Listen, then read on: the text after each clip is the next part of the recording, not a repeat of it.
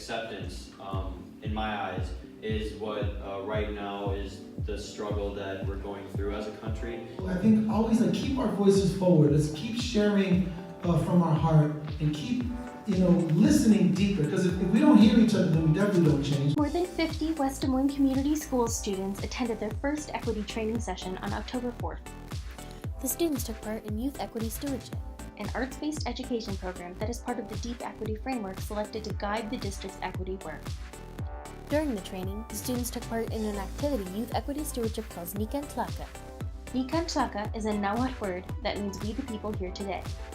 Students examined the statement, "We the people," from the U.S. Constitution.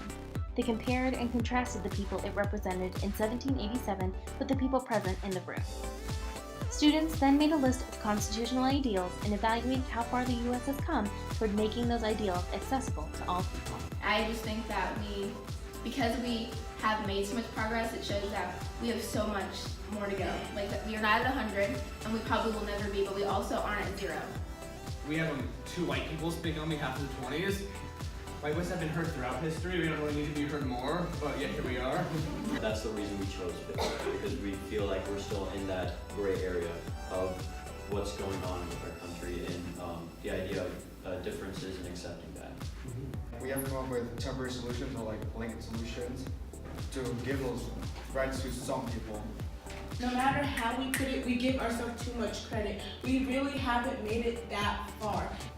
Yeah, it feels like we've taken a step back. We took a couple steps forward, but we ended up moving back in a lot of different ways. All those have been ways of keeping these racial minorities and black people on the lower part of society, so they can't have upward mobility. For someone to have privilege, there's people that is taken advantage of. There are people who have to climb stairs every single day. Then there's somebody who uses the escalator. And then there's somebody who's using a rope begging for their arms not to fall off. I feel like recognition was a really big part of advancing from 1787 to where we are now. It's really more about our mindset in this country. I feel like that's something that everyone can understand, everyone's experiences in order to move forward. Our voices, they give us power when we put them into the world, into the community.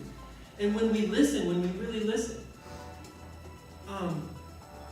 we go much deeper into the way that we relate to one another. We grow that thing called empathy. There is a lot of hope